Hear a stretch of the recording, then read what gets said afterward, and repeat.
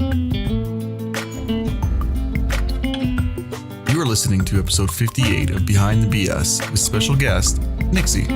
Enjoy. Today's podcast is brought to you by RespawnProducts. Live to play another day. Check out RespawnProducts.com/MysticMike. Enjoy.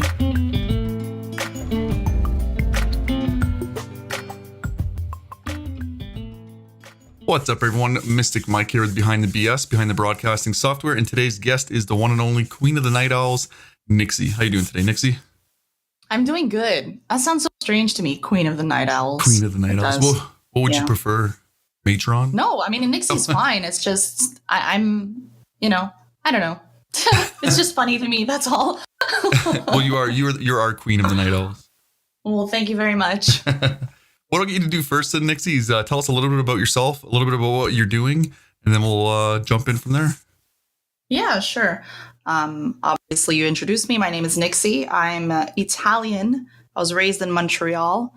I moved to the U.S. officially in 2014, bounced around a bit, and now I find myself in Wisconsin. I have an amazing community. They are called the Night Owls, and I am level 30 Prestige 5. So we'll see. My prestige goes up next year. Goes up next year? Yeah, and every year after that. That's awesome. How long have you been streaming for? I've been streaming, give or take, about 8 years. I mean, there's been a couple gaps in between where it's a couple of months off, but it's about 8 years, I'd say. That's a long number. You're definitely going to have a lot of wisdom for us today then. Yes, as we've already touched the topic, I'm old, so it will happen. I have wisdom to share. I don't think you're much older than me, though. We're probably about the same age, I imagine. Yeah, that's well, I mean, I'm 35, so yeah. Oh, okay, yeah, 30 Prestige 5. We're definitely. Oh, that's what you were talking about. Oh, yeah. Gotcha. Level 30 Prestige 5. That's what I'm talking about. Mike's a little slow. Mike's getting ready to turn Prestige 6, so. Well, there you go. His brain's a little turned off, I think. What advice would you give to anyone who's just starting out streaming? I would probably say be open to criticism, but you don't have to take it. As long as it's constructive, people are there to help you. Yeah. And also, it depends on which direction you want to take this. Do you want to casually just turn on your Xbox and go live from there? Is this a career that you want to, do you want to make this into a career? What kind of community do you want to have? Is this only about money? There's so many different ways of looking at it. Yeah. Personally, for me, from my perspective, I'm not going to compromise myself, which means I'm not going to change who I am to draw in more people. That doesn't necessarily mean that I won't try new things, but I won't compromise myself or my, beliefs for that. And then if you're just going to want to stream because you want to make a lot of money, then there's a completely different approach for that. I mean, you're going to have to stream consistently, be on time, and stream the games that people want to watch. So, not to drop the F-bomb, but if Fortnite's the hot thing to play, then you're going to have to play Fortnite. If you're going just for money. Yeah. Because there's not a lot of money in variety. Unless you grind I would your say that for now. off. It's just slower, Mike. That's all it is. It's just slower. You'd have people that would stream for 6 months and they'd play a really hot game and all of a sudden they have 100,000, 200,000 people, or they'll blow up, And then you'll have people that have been around for as long as myself. And, I'm cresting. I'm going to be, I guess my next milestone is 13,000. Nice. But that's just within Mixer. The other communities I run, I have one that's at 80,000. I have another one that's at 12,000. It's just, You have to be everywhere. You have to network. 100%. Yeah. That's like a lot of people think it's as easy as hitting that play button on the Xbox and hit broadcast and then, I'm done. I'm a streamer now. No, there's a You're lot streaming. more to that. Congratulations. You made the first step. But it's not just that. God, I wish it was just that. That would be so easy. Oh, wouldn't it? I could just shut the camera off when I'm done and go lay down in bed and not have to worry about anything else for the rest of the day. Yeah, there you go. We have no other responsibilities. I just play games. Exactly. No, I love that. What would you say is the number one reason most people do fail? Oh, man. I guess it's a situational thing, right? And it's not to judge anyone, but I think a lack of consistency is a big thing. Yeah. But I also think it's delusions of grandeur.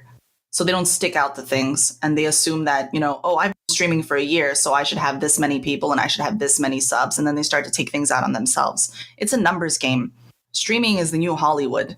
Essentially, really how everyone just runs out and everyone wanted to be an actor or an actress. There is a cesspool of people that want to make it into Hollywood, and it's the same thing when it comes to streaming. Yeah, I like that analogy. You make it or you don't.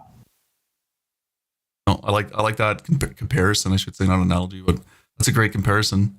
It's streaming is such an in thing right now in the last 2 years, 3 years. I'd say is when it's really starting to blow up now.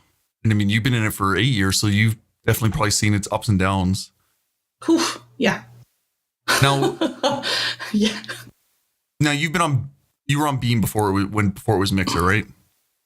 Yeah, I'm an original Beam member. Yeah. And then before that, where were you at? Because 8 years, so you must have been on Twitch before, or? Yeah, Justin TV. Then it switched to Twitch, and then I stayed on Twitch for, I'd say, like a year and a half or something. Mm-hmm. And then I took a little break because it was really overwhelming, the amount of harassment. I had like a 90% ban rate. Oh, really? Anyone that would come in, I'd say there was a very slim chance that it was a decent person that wasn't trying to either harass me, put me down, or something like that. And it just becomes, it's a lot, mentally you have to deal with that. And a lot of streamers suffer with depression, or just they can't handle trolls. Yeah. And I had to take a step back. Like I can't keep putting like my passion and my heart into doing something and all I'm getting is negativity. Yeah. So I needed to take a step back. And then at that point, Beam had already announced Microsoft, well, not Microsoft, but Beam had already come into the light, and I had signed up with my name because I tend to do that. Yeah. It's like, oh, there's a new platform. I'm going to save my name so nobody else takes it. And then I waited a little bit, and then I had a community approached me and asked me if I wanted to be part of their stream team and switch over to Mixer, and then been all uphill from there. Been all up there. And I mean, you've done a great job. Like, I mean, I've been on Mixer just over a year now, and I think I started watching you pretty much like, I think NK or Stu introduced me to you. So I probably started watching you within a month, almost within a year now. Gee. Oh, I love those guys. Stu is awesome. Is. NK is honestly the kindest person on Mixer. He probably hates me for saying that, but he is genuinely one of the nicest people I have ever come across. Like, I could fall asleep to NK's voice. Yeah. So soothing, so nice, so positive. So calming. Like, it's just like, it's like you could even, I've never even seen anyone troll his channel. No. Like, he's just such a friendly guy that it's impossible to troll his channel. He's genuinely inviting. Yeah. Yeah. Props to you, NK. Props to you. Yeah, 100%. We love you, NK. Yeah. So what games are you currently playing besides Battlefield? Because I know that's your forte. Besides Battlefield, thank you for throwing that in. I'm on a Halo kick, honestly, lately. Really? So I'm a huge Halo fan. Yeah. That's essentially the game that I started streaming. I have Halo tattoos. Like, I love Halo. And, other games come out and they kind of draw your attention. And then I was like, well, you start playing other stuff. And 2-3 weeks ago, or maybe it's over a month, I can't remember exactly the timeline, but I had to do a 1v1 versus Aman when we were shooting for TGFN. Yeah. And he kicked my butt, Mike. And I was mortified. I was completely mortified. I was like, there's no way. And I'm like, I've been playing this my whole life. How could I get my butt kicked? This is not cool. And I just went off on this tangent. And then I've been playing it just to feel like I'm comfortable again with it. So we've been doing a lot of big team and trying to run through achievements on Master Chief Collection and stuff like that. But when I'm not on Halo, I am on Battlefield. That's for sure. Yeah. Now, do you plan on doing a rematch? Oh, I will. You will? Oh, I will. Oh, no. We spoke about this a couple days ago. I'm like, I want a rematch, by the way. And now he's like, I don't know. You've been warming up. I'm like, yeah. Come on, what's mine? Be the next big Conor McGregor and Mayfield fight. It'll be Nyxi. Oh my goodness. Yeah. Nyxi versus Aman. Yeah, it's always fun to do those. Pay-per-view. Only on Mixer. That'd be great. Yeah. Now that's like another, like, kind of like talk show style show you're doing, right? Yeah, essentially it's kind of a ESPN meets, I don't know, like Ellen. I don't know Oh, how to okay. describe it. So essentially, TGFN has wrapped up. We shot 12 episodes. We're done with that project. Okay. Aman and I have decided to work on another project for another Nice. show, which will last way longer. So I'm excited about that, but I can't give out the details yet. But I am excited about it. Oh, nice. Yeah. So we covered esports and then traditional sports, obviously from his perspective, being a Hall of Famer and knowing Yeah. everything about football and all that stuff. And just covering the main updates and things that people want to know and the most searched about topics and stuff like that, and trying to get everything into an hour segment, which I think is the biggest challenge because there's so much to cover. But yeah, it's been a lot of fun. It sounds like a lot of fun. How did you guys meet up and come up with this plan? So essentially, TGFN, which I'm no longer a part of, Aman, I guess it was mutual friends. And then Aman followed me on Twitter. And I turned around and I looked at my boyfriend and I was like, who the heck is Aman Green? And the only reason I asked him is because it was a verified account that followed me. And I was like, I see like some gaming stuff. I don't know who this person is. And he gets like this head to toe shivers. He's like, Aman Green, league time rusher for the Green Bay Packers, blah, blah, blah. And he starts like spewing out his Wikipedia stuff. And I'm like, cool. Okay, no idea who he is. So yeah, I'm like, oh, well, not really into football. I love sports, don't get me wrong. But I've been so busy the last essentially decade that I'm fallen out of the loop, even when it comes to hockey. So the only thing that I will focus myself on is the World Cup and the Euro Cup, because that I don't care. I will always watch it no matter what. But just lost your Canadian card. Well, not the Canadian, it's more the Italian card. No. I guess. No, get away from me. Yeah, we're watching the World Cup. Get away from me. Oh. But so it just led into him looking for behind the scenes people and on camera. And then we met once and he's like, I want you to be the co-host. And I'm like, yeah, I'm down. That's awesome. So, yeah. It's so cool when opportunities like that come around. I know, right? I mean, I felt some sort of validation coupled with excitement, coupled with promise. It's advancement. That's what I want. I want to advance. I don't want to stay stagnant. Exactly. No, and that's the thing with this whole career, if you want to put it, like streaming career, is that you can't stay stagnant. You have to be always evolving. You have to be adapting. You have to be not so much not changing yourself, but changing what you do, how you entertain folks, because ever improving. Yeah, forever improving. Yeah, absolutely, 100%. And I think that's what people also falter in sometimes. It's just stagnancy, just maybe just feeling uninspired, or maybe hitting a rut, or not knowing what to do to spice up what's going on within their community or their channel. And I've tried multiple things, and multiple things have failed, but you have to try them. Oh, exactly. The way I could, you're not failing. You're learning a lesson. Exactly. Yeah. There you go. No such thing as failure. Oh, there is. Just take it the right way. That's just all take it the right way. That's true. Don't be afraid to fail, because that will absolutely shape how you will succeed if you take the lessons the right way. Hands down, yeah.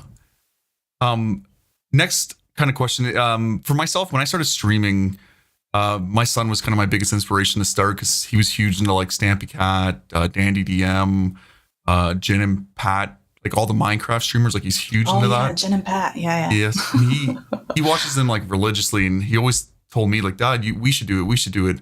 So then I kind of just started one day. I don't know if you've heard the story. Like I started by accident. I was playing NHL 18 at the time, and my son saw me playing it, and he, as I don't know if you know or not, but he lives with my ex about 12 hours away, so we usually game together. So he's in party chat with me, and he's like, "Oh, Dad, can I watch you play hockey?" And I'm like, "Well, how do you do that?"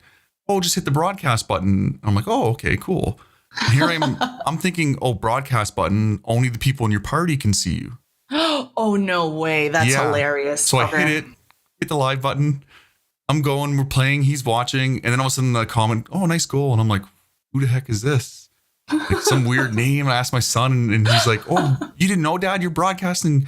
People all over can watch you now." And I'm like, what? And that's kind of how I started. That was like my inspiration to keep going, was my son. For yourself? I love that, though. That's adorable, because it came from like pure ignorance, and not like in the stupid sense. Just you had no idea. And I love that. That's the cutest story. Yeah. You're like, what? How do I do this? Who's that? Who's talking to you? It just surprised the heck out of me because I'm like, who the heck is this? Is this one of your friends? No. Well, who the heck is? It's just, I was like, okay, we got to stop it. And it's the world, Dad. The world is watching you. Showing my age a little bit there, right? Oh no. But for yourself, who was it that got you started? It wasn't like a particular person. So at the time, like for me, I did a lot of modeling. I did extra work and this and that. And for a good chunk of my late teens to my early 20s, I wanted to pursue acting. In Montreal, it wasn't as developed. You know, it was a lot more difficult than if you live in the US and stuff like that. And, you know, when you want to pursue passions like this, you need some sort of funding. So I was in no position to be like, yeah, I'm going to go take acting classes and I'm going to go to college and I'm going to go to this and that. And it was just one of those things where I would, an ex-friend of mine, he used to be a director of a couple of the shows on a local TVA, which is like a Montreal French channel. Yeah. So he used to do that. And we used to go and do random videos together and try to be artistic and have fun. And it was like the occasional YouTube series or anything like that. But I guess it just seemed like the natural step for me to take because it fused two things together. Yeah. Me wanting to entertain others and make them laugh with gaming. And if there's anything that I love more than making other people happy, it's turning on my Xbox. So I was like, this is just a natural thing for me to do. And I was a bit lost at the time, but an ex of mine had streamed like he had done a couple videos and he played like Slender Man and stuff like that. And I guess in the sense I was like, oh, well, how can I get started? And I probably asked him a few questions in terms of guidance. But then after that, it was mostly just, hey, point me in this direction. This is what I want to do. It just made sense. And then I pursued it. And now you're crushing it. Is that what the word is? Crushing it? I don't know. I mean, I would say I find my situation right now, I do find it a success. And some people just have different perspectives. So I feel just happy with my community. Oh, and you should. Your community is amazing. Like, I do have one question here from one of your community members.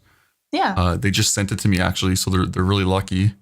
It's from... Who's that? It's from Original Gavin. Oh, God. Okay.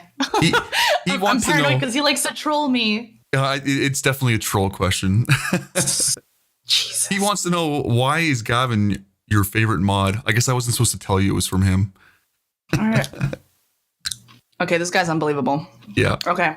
First of all, no, Gavin honestly is a great guy. And people will say that your chat and everyone that comes in and talks with you is your biggest support system. You know, for me, it's not about if you're a sub or not. It's not about if you're lurking or not. It's not about if you dropped a host. Just be involved. And Gavin is a total rock star, honestly. So if you want to toot your horn right now, Gavin, knock yourself out. I appreciate you immensely and I love your face. Okay? Enough about Gavin. Enough about Gavin. Enough about Gavin. Yep. What was it that got you into video games in general? Like for myself, it was my father when I was younger. For you, who or what got you into games? Like, what was that first game that you picked up and you just haven't stopped since? I think I saved the princess when I was 3 or something like that. I know that some family members had several consoles, different older consoles, and I used to play and everything. And I wasn't much into going to arcades until I was like maybe 10 or 12. Yeah. You know, but my dad had a Nintendo and he used to love playing Tetris and Bomberman. Yeah. And there used to be other games like Mappy, City Connection and stuff like that. Yeah. And I used to play as much as I could, but my dad was like all about that life. He would play and me and my sister would like run around chasing each other, arguing for whatever reason, whatever sibling rivalry was happening at the time. Yeah. And we'd trip over the power cord. And as maybe some of you don't remember if you still smell like milk, back then you couldn't save your games. So he used to become livid. He would become livid, like, oh, I just spent 6 hours trying to get to level whatever. And then, you know, he'd go to work and I would just play and I couldn't put it down. That is awesome. That's so funny. I remember those days so much. Man, he used to get so mad. Yeah. Like I said, I'm Italian. So if it wasn't like a wooden spoon, it was like a slipper, you know? It's whatever was in hand. Whatever was in hand. And the funny thing is that it's very traditional. And it's kind of like, it reminds me of the stories my mom used to say about my grandmother, where if Yeah. there was some sort of like corporal punishment or scolding, she'd tell you, "Come here. I need to spank your butt." And you're like, "But I'm not falling for this. I'm not coming to you. Why would I want to walk up to you while you do this?" You just defeated the purpose of getting scolded. Yeah. It's like, no, I'm not voluntarily walking up to you. I'm grounded. I get it. I'm going to my room. Yeah. I'll be in my room. Yeah, exactly. Door's locking behind me. Don't hurt me. Yeah. What's been the biggest technical issue you've come across after hitting the live button? Technical issue would probably be what I call software harmonizing. Yeah. So the reason I call it that is because you want everything to work, in harmony with no hiccups. And there are programs, which I'm not going to name, that the reason I don't use them is because they put all of your eggs in one basket. And I've been asked many times, why don't you use this? Why don't you use this? And essentially, I don't want to lose my notifications, my interactive board. I don't want to lose all of that stuff at the same time because one program decided to not work or for some reason had a bug. So I tend to use 3 or 4 different programs. And, in a perfect world, they run properly, no problem. And then sometimes I'm, having issues where I get a disconnect and this and that. I think it used to bother me a lot more before when I first started because I wanted to be this, never failing, never erroneous person that never had a hiccup. And I used to feel very self-conscious if something happened. It's like, oh, your bot's not working. And I used to be mortified, like, my bot's not working? Oh my God, I'm so sorry. I apologize to 2.5 people that are in my chat. I will get this fixed immediately. And now it's just like, oh, bot crapped out. I gotta reconnect. Like you don't even care now. Guys. Yeah, exactly. But that I think is the biggest issue is just having everything work without hiccups for the entire length of the stream. And that's all it is. It happens. And it happens. Yeah, I don't think any streamer could come on and not say, "Oh, everything works perfect every time." Yeah, I don't believe you. Yeah, and essentially, I know that there's a lot of companies trying to make it perfect, but I'm still very cautious about putting all my eggs in one basket, like I said, because I don't like to give all power to one thing. Yeah, because you never know. That's just it. You never know. Like nothing's perfect. So they could say it's like a 99.9% perfect, but it's that 0.1% that's going to happen. 0.01 where, exactly. Yeah. Yeah, exactly. And you know what's going to happen. What is it, Murphy's Law? Yeah, it is Murphy's Law. Yeah. Yeah, absolutely. And especially if you talk about it. Oh, everything's working fine. Yeah.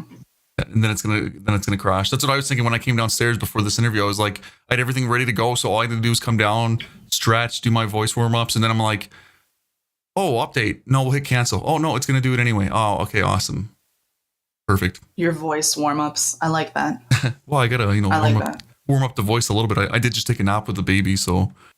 Yeah, you're going to have that Janis Joplin thing going on. Exactly. Which is funny because I hated the sound of my voice. I still don't like watching VODs and stuff like that because it is essential. If we touch back on what advice, watch your VODs. Yeah, 100%. You're your biggest teacher. That stuff is saved. Watch your videos. And I couldn't stand hearing my voice. I think I even went through a period where I was, maybe I should go a little bit more low pitch. Maybe I sound too squeaky. And I was like, this is, but it's just me. So you learn to accept a lot of things about yourself that, you don't realize until you watch back and you listen back. And you're like, well, I guess this is what I sound like. Sometimes I sound like Janis Joplin. Sometimes I smoked 4 packs of cigarettes before I went live, and sometimes I'm like super high pitched. Who knows? Sounding like Lily from How I Met Your Mother when she's smoking. Oh my God, yeah, I love that. Or the what was his name? Joey on Friends. Oh, his agent. Yeah. What was her name? Estelle. Estelle. She used to sound like this. Estelle. Joey, my darling. Oh my God. That was awesome. Yes. Yeah. Now, do you have any pre-stream rituals that you do before you start up? Like we just established, I do a little bit of voice warming up, but do you do anything like pump yourself up, push-ups? To pump myself up? Push-ups? Slap your face, anything like that? Slap my face? I just like having things organized. I'm really, blank retentive when it comes to certain things. So if my desk isn't clean and the right programs aren't up, I just need to make sure that everything is set computer-wise. Yep.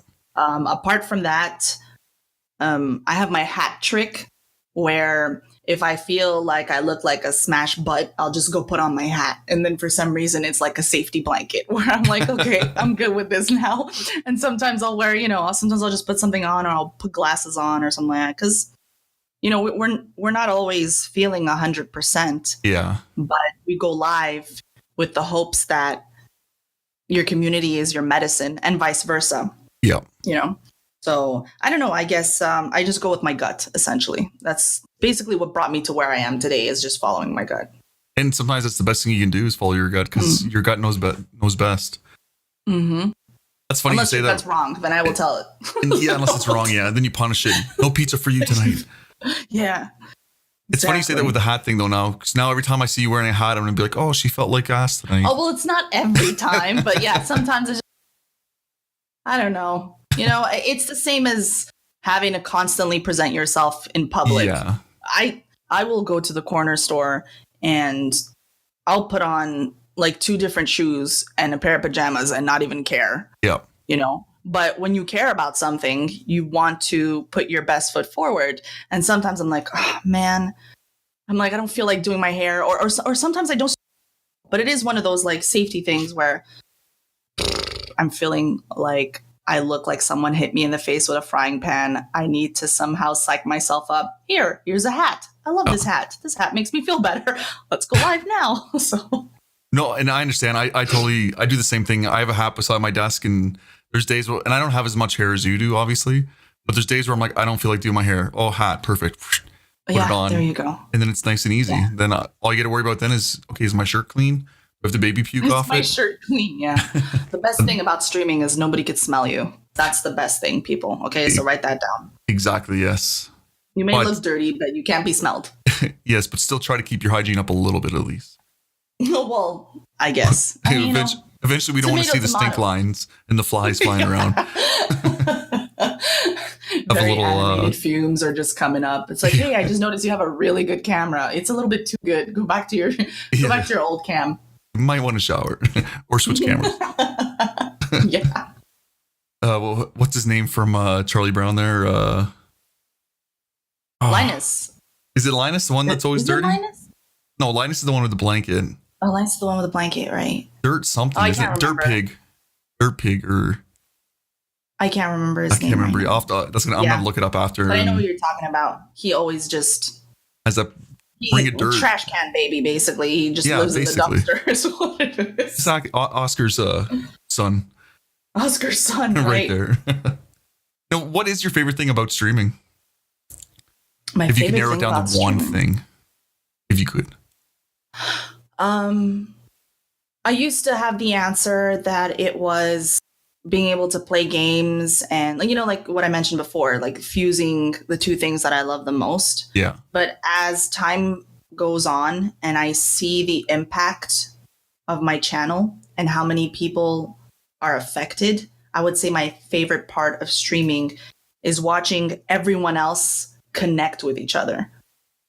Like people that used to be here a year and a half ago, kind of people that showed up 6 months ago, and this person got here 2 weeks ago and now they became a regular, and I see people playing online, and you turn on your Xbox and you see what friends are playing, and these people essentially would have never met each other had they not all have stopped by.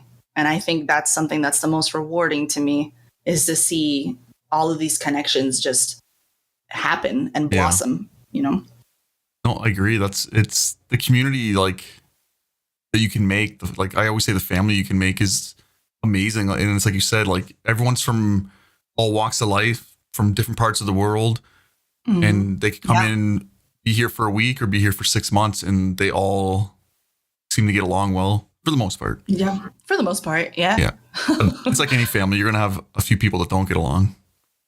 Oh, that is normal. That is. I have. We could talk another 4 hours about that, but let's not. We won't. We won't. No. No. Is there anything you wish you could tell yourself that you know now when you first started out? Like if you could just go back and be like, hey, blah, blah, blah. I guess. Without changing the outcome. Without changing the outcome?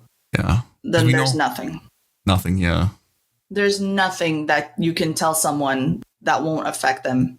Yeah. Even if it's the slightest branch that deviates, it's just, the thing is, okay, so I have a tattoo on my arm that's Latin that says aut viam inveniam aut faciam, which translates to, if I can't find a way, I will make a way. Yeah. And this stems a lot from how my mom brought me up. And she was always like, do what makes you happy. Do what makes you happy. Follow your gut. Do what makes you happy. So for me, I will always do something that I think is correct in the moment without, of course, compromising myself or hurting someone else in the process. And then that's the biggest balance thing, So I think if I would go back and have to tell myself something, I kind of feel like it's cheating, I guess in in the broad sense of the term, I would say, expect betrayal. I don't know, expect, some trolling but I don't know. I guess it's too deep of a question, Mike. What are you trying to do? Well, I don't ask that one very much anymore. And the reason is because most people do say, like you said, like, I wouldn't change anything because it kind of, whatever happened in the past shaped who you are today. Exactly. So I started throwing this one in instead, where if you could go 10 years in the future and talk to yourself, what would you ask yourself? Like your present self now, what would you ask your 10-year self? Did you learn anything? What did you learn? Yeah. And remember your lessons. That's all it is. Yep. Yeah. Because if you start doing this weird thing where you are essentially digging your own grave by not learning from your mistakes, then the only person that you can blame for any hiccup or failure is essentially yourself. Yeah, hands down. Yeah. Just what did you learn? Yep. Remember your lessons is what it is. I like that. What did you learn? Remember your lessons. Mm. That's a deep answer. I'm a deep person sometimes, I'm not all wisecracks. I like the wisecracks though. Yeah, it's just me. It's just me being me. I know. We have some fun questions now too. We'll get into. Yeah. I'm kind of curious to see what your answer would be for this one. Is if you could have one superpower, what would it be and why? And how would you use it? Oh my God, man. Because, there's prep for these podcasts and stuff like that. And I stared at this thing for like 25 freaking minutes. And I was just like, I need to come back to this. And then I came back again and I was like, I need to come back to this again. It's so strange because I thought, well, hold on a second. Because, there's also another question that you asked that was very like a standard dinner question. And I'm like, well, and if you're cool with like mentioning what it is, and then we can go to that. Yeah. And it's the genie one. Yeah. You got an answer for that? I'm like, is this the same world where the genie grants me 3 wishes? Because then essentially I wouldn't need superpowers. But I would probably say if I had a superpower, I know it's going to sound very Mother Teresa-like, but it would be to make people nice. Yeah. Or take away whatever pain has caused them to become so bitter. Because that's what I see a lot. I see a lot of people that have zero reason to be, pee holes, and they do it anyway. And there's really no essential reason to be that hurtful to another human being. And yet here they are, untriggered. People are minding their own business and they have to just say something or troll them or hurt them or, misery loves company. And I guess I would want to just make people happy. Like, whatever it is that you're mad about, dude, like, snap my fingers. It's over. You don't even know what it is. Go heal a little bit and go have fun. Exactly. Stop ruining people's day. Yeah. No, I think a lot of times with that too, I think it comes down to being a little partially jealous. Comes to that whole crab mentality where if I can't have it, I don't want you to have it kind of thing. Yeah. I think not all the time. Sometimes I think it's just people are just, like you said, they're just triggered for no reason and they just want to make other people triggered. It's like you said, misery likes company. Yeah. There's plenty of contributing factors for why people are the way they are. Yeah. Just like one thing, there's so many layers, but it's, oh man, that's crazy. Like to even think about like how many negative things streamers have to deal with. And I think that there's many perspectives to it, But there's one perspective that I'm never going to agree with, and that is get thicker skin. And it's like, no, dude, no. You don't adapt to horrible things. You get rid of horrible things. You don't, it's exactly, not. Yeah. Like, you're not going to surround yourself by negative people all day just to develop thicker skin. Yeah, it's not the right thing to do. Remove the negativity than it is to grow thicker skin. Exactly. Like, why make yourself so hardened and have to prepare yourself mentally every day to, be spoken to in some derogatory way or be harassed? Like, why should you have to do that when you can just take steps to combat it so that it goes away? Well, could you imagine living that life where that's the first thing you think of when you wake up is, what bad name am I going to be called today? Like, the anxiety and I'm would be sure there through are the roof. people like that, and it's just insane to me. And I'm sure there are people who wake up, okay, I really want to do this, and and I was in that spot where I would go live on Twitch and nobody would show up, and it's hard because that's the first thing that people struggle with is nobody's in my channel, nobody's talking. It's like, well, dude, you got to learn to talk to yourself, and you got to pretend that you got 300 people in there. But when finally someone comes in and the first thing they say is you suck, or you're fat, or you can't play, or backseat gaming, and you're just like, God, this is so discouraging. So there's we went off on a tangent on that, but so I guess it would just be to like figure out why people are as bitter as they are and why they have a need to just poop on other people's parties and just take it away. Throw it away. No, I like that answer. The genie thing is so much more fun. That's a good one.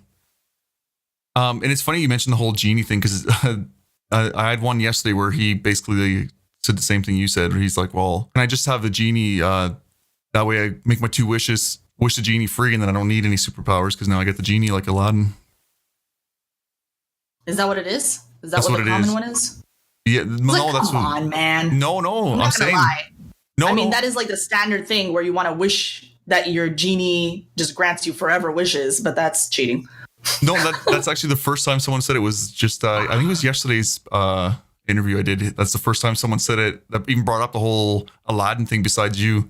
I thought that was kind of... I have heard that multiple times. Like, exactly that. If you had a genie, like if if a genie granted you 3 wishes, what would you wish for? And I think I grew up with hearing that standard answer. Well, I'd wish for all the wishes in the world, and then I'd set my genie free. I'm like, that's not how it works. No. Those are not the rules. Even if you're going to set your genie free, he's just going to leave. He's not going to hang around. Yeah, he's going to be like, later, why would I stick around? He's been locked up for how many years? Thousands of years? Yeah, exactly. And you just think he's going to voluntarily just do whatever you want? Okay. Yeah, sure thing. I would say debt-free, because I think that's a standard thing. I just don't like... I don't like being in debt. So I would want to make sure that, I'm debt-free, travel the world for free. So anytime I would want to get on a plane or go anywhere, wouldn't cost me a dime. I could go anywhere in the world. And knowing that I would have no debt and be able to travel the world as, freely as I'd like, I would probably use my last wish on just making sure people don't go hungry. Yeah. Making sure that we could feed the hungry and stuff like that, No, I like that. Yeah. The debt one's a big one too. I think that's a huge response, is either debt or financial stability, like, which I guess at the end of the day is pretty much the same thing. Yeah. That's definitely the most common one I've heard. The feed the hungry one and the financial stability. The financial stability, the feed the hunger one, I've heard it a few times now. Yeah, I mean, I used to go to soup kitchens a lot, and it started in school, really, and it was like, I get to skip an hour of geography, and I can just go help the priests at the soup kitchens and stuff like that. But then I really became into it, and it became kind of like a thing that I do, especially in the winter. I used to do it a lot more in Montreal, but with the moving and everything, I should pick it up again. But I used to go downtown Montreal and grab like the big boxes of Timmy's coffee. Yeah. And just go and drive around and just give hot, coffee to the homeless, because it gets freezing. Yeah. And there's plenty of other programs where they pick you up and they make sure that you're not in the street. But I don't know, it just breaks my heart. Like if I go to a McDonald's drive-thru and I always pick up like an extra cheeseburger. you know, and as much as I want to inhale it, if I see someone, I'll just give him the burger. It's just, yeah, one of those things. No, that's awesome. That shows what kind of person you are. Like, and I mean, you can tell just from watching your streams, you're a big-hearted person. So hearing something like that doesn't surprise me. Oh, thank you. No, I like that. As far as like having money to fly anywhere in the world, if you could live anywhere in the world, where would it be and why? Okay. Truthfully, yes. I think here. Yeah. Because this is where I want to be. If genuinely, without, I know it sounds crazy, but I go and do whatever I want to do when I want to do it. So I essentially thought about moving to Sweden. You know, Sweden is a great country. I've been there multiple times. I love the people. I love the food, the culture, but I'm not at that point where I want to be there yet. So right now I'm exactly where I want to be. It's just, yeah, because if I'm not happy, I'm just going to leave anyway. So I'm okay now. So yeah, if I could live anywhere in the world, it would be Green Bay, Wisconsin, which is a standard answer that I'm sure everyone gives. It is actually. Green Bay is the most popular answer. Yeah. Oh wow, I had no idea. Thank you, Mike. You're welcome. That'd be something else, though. Imagine, yeah. Yeah. Where do you want to live? Green Bay, Wisconsin. Oh wow, me too. What is going on here? What kind of world are we living in? What would you consider to be your deepest fear, or your most irrational fear? All right. At first, I thought kind of like a funny, anecdote where it was like, oh, running out of coffee, I would just die and the world would crumble if I ran out of coffee. But then I think about betrayal. Yeah. And it's funny because this was one of the questions that actually, beside the weird superpower thing, because it kind of had that genie loophole. But yeah, you did. I was talking to my friend about it earlier, and she was like, well, what are you doing? And I said, well, I'm thinking about this question, and I don't know how to answer it because I don't want to sound like some egotistical frou-frou that says, I have no fears, because like we all have fears. I said, but I can't think of what kind, like, is this supposed to be a deep answer? And then we talked about it for like half an hour.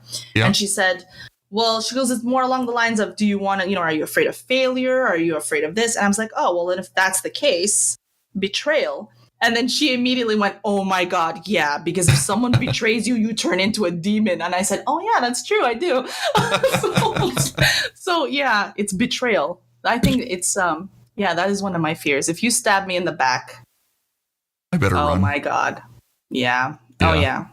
Oh yeah. So it's not really a fear of the betrayal. It's a fear of the sentence after the betrayal. I guess it's because the betrayal, I mean, anyone that gets betrayed for any particular reason, whether you're stabbed in the back or whatever it is, like that hurts you. Oh, you trusted that person, and it would essentially break my heart to be betrayed. And you don't break my heart, because then I break other things. Yeah. And then that's a different story. What's the saying? A woman's wrath knows no fury. I don't care. Call me a frog, a woman. I don't care. I'm gonna tear through whatever I have to tear through. That's what it is. But yeah. No, I like whatever the saying is. But yeah, I guess betrayal. I don't because I have a hard time trusting people due to a culmination of things that have happened in my life. And when I finally trust someone, if they betray me, oh my God, I will go to the ends of the earth to make them understand never to do that ever again to anyone else. Yeah. No, and again, it does come down to trust. So, I mean, you're almost putting your heart on a sleeve when you let someone in like that. So for them to betray you, like you said, it's going to shatter your heart. Yeah. And once the sleeves come off, well, it's go time. Whew. Yeah, and I've been aching. I've been having a hankering, man. Just waiting for someone to betray you. Sometimes you just need to go boxing or something because you're like, ooh, fondue. I need to punch something. Yeah. Note to self, don't say anything bad about Nyxi. And what about your most irrational fear? I don't know. You don't know? I don't know about that. No spiders. You know what? Let's cheat on this one. Give me some examples. Is that what it is? Spiders and stuff? Well, like things like I had one where they said they're afraid of getting kicked by a horse, and I was like, well, how often are you around horses? And they're like, never. I'm like, so it's an irrational fear because the likelihood of it happening is not going to happen. Man, so I always wanted to skydive, and I haven't done it yet. So my fear, I'm not afraid of heights or anything. Like, the crazier the ride in an amusement park, the more I'll want to do it. You know, I'm all for like adventure and stuff like that. But lately I've been having a lot of dreams where my parachute doesn't open. And I'm sure it's some Freudian thing, but I get like vertigo. Yeah. And I'm like, why? Why am I dreaming this? I'm doing this anyway. It better open. Like, you know, why are you giving me this fear for it? Yeah, so it's just, I guess it's that. If I go parachuting, like if I go jump off a plane, the parachute fails or something. Yeah.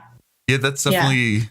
That definitely classifies you irrational, because those things are usually taken care of pretty well, and I think the odds of it happening are very, very low. But I blame my dreams. My dreams, because I know if you jump the first time, you're jumping tandem. So you're with someone, and you have a chute, and they have a chute, and then there's a safety chute, and I'm like, we're triple shooting here. How's this supposed to fail? Yeah. Triple shooting. But, I like that. Yeah. But yeah, I guess that's it. You know. That's it. No, I like that. That's a good one. If I asked you at age 5 what you wanted to be when you grew up, what would you have said? An actress or an archaeologist. Is that a Montreal thing? I think Calais said the same thing. Really? Yeah. No way. I know she said actress. Are you saying for archaeology? Is that what you're saying? I think she said actress and archaeologist as well. I have to go back and listen to it. I know she said actress for sure, because she did a little bit of acting.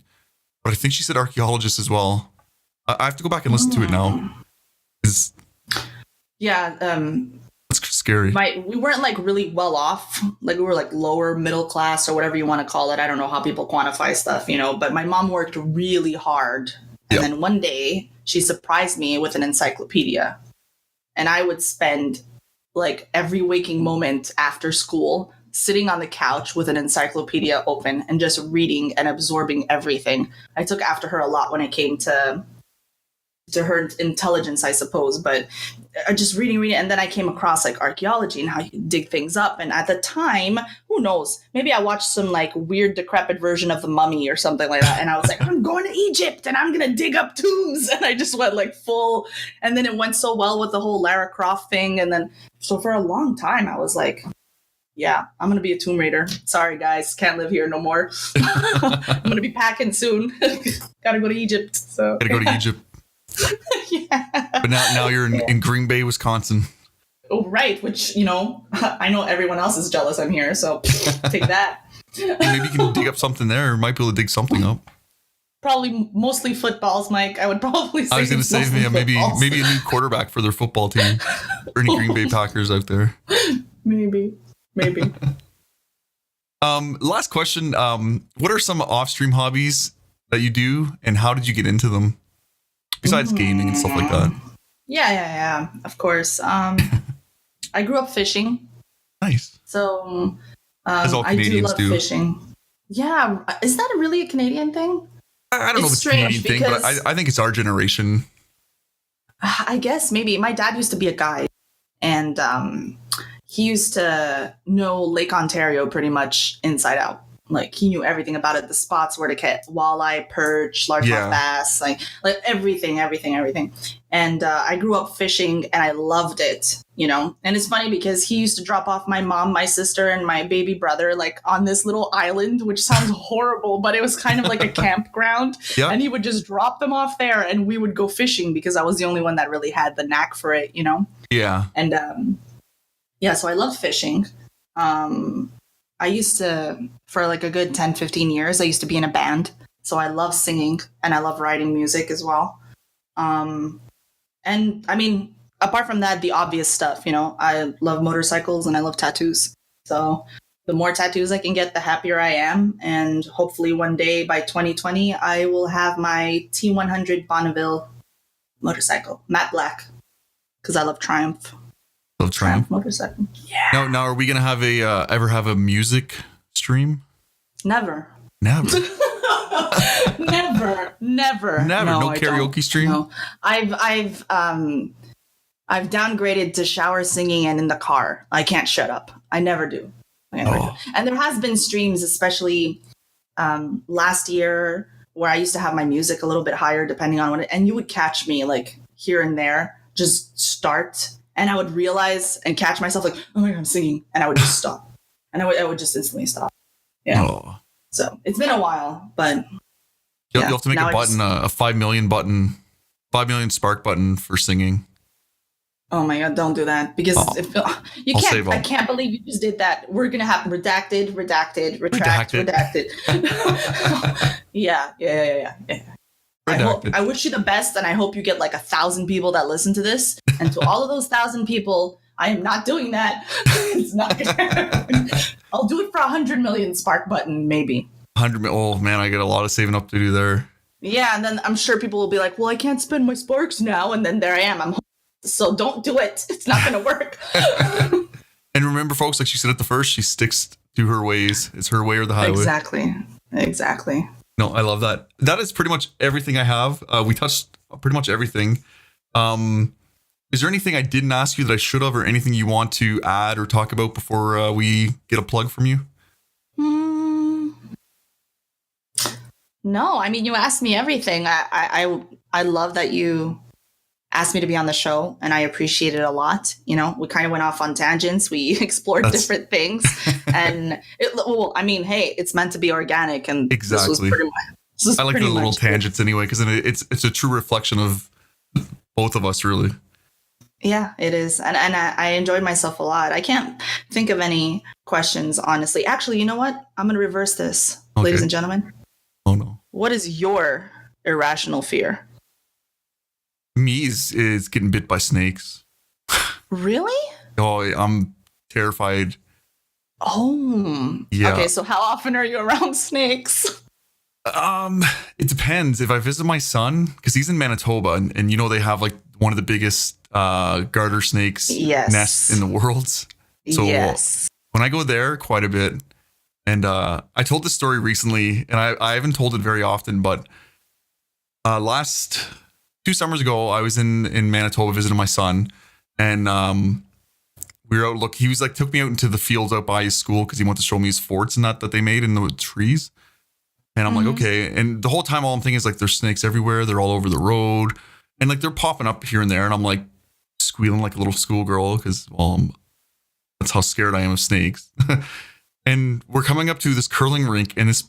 I in my mind, I'm like, this huge giant garter snake comes out of nowhere, but he's probably like a foot long, maybe like an inch thick. Tiny little thing. Just a little thing. But he comes out from underneath, and we were like maybe a foot away. And my first instinct was to push my son in front of me and run away. Oh no. Yeah. And then I literally it was like a split second. Like I pushed, turned, and then all of a sudden I realized, oh my God, that's my son. And then I turned back around, grabbed him under my arm, and then took off running, carrying him. And the whole time I'm like, I'm so sorry, Elias. I'm so sorry. And he's like, Dad, you just pushed me in front of a snake. And I'm like, but it's only a little one. Trying to like rationalize why I did it. And I'm like, yeah. And it's exactly that. That's completely irrational. Well, yeah, because it wouldn't. Thank you for making me laugh. Oh man, every time I tell the story though, I'm like, I try not to laugh, but I can't help it. And then I'm like, oh man, I think it was only a little snake. It's coupled with like a little bit of guilt, but you know, a lot of guilt. Obviously, you weren't thinking; it was instinctual for you to protect yourself. So it could have been your son. It could have been could have been my wife. Could have been anyone. Wife, anything, and you would have been like, "Nope, not today, snake." Yeah. I am a good father. I swear, everyone. I believe you, you dork. Don't worry.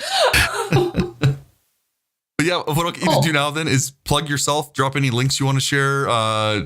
Twitch, or not Twitch, sorry, Mixer, Insta, Twitter, anything at all. And I'll get them from you as well to link in the description too. Yeah, that's cool. So mixer.com/Nyxi, that's the channel. Nyxi117 at Nyxi117 is for Twitter and Instagram. I am trying to work on that. I was going to say, you haven't got it yet? They won't.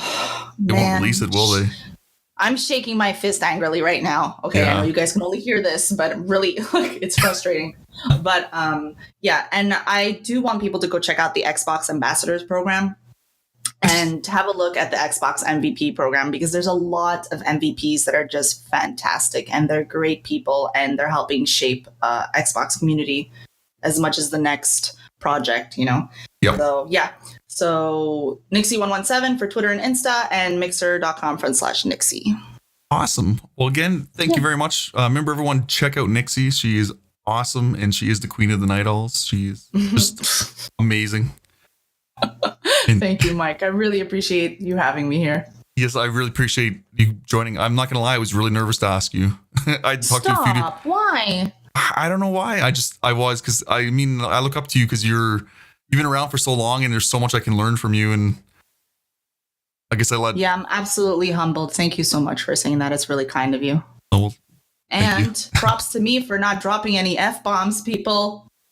Hey, you could have, it is explicit. Yeah, I didn't know if I could, so I don't assume. I should have told you at first. Asses, you, me, stuff like that. That's my fault. It's all good. It's all good. No worries. Right. Too easy. Well, thank you very much, everyone, for listening. Hope you guys enjoyed it. Be sure to check her out. Thanks, peace, and love. This concludes another episode of Behind the BS, Behind the Broadcasting Software. Please like and subscribe to be notified when the next episode drops. To find out how you could become a guest on Behind the BS, please email info@behindthebs.net or follow us on Twitter at behind_BS. I hope you enjoyed the podcast. Peace and love.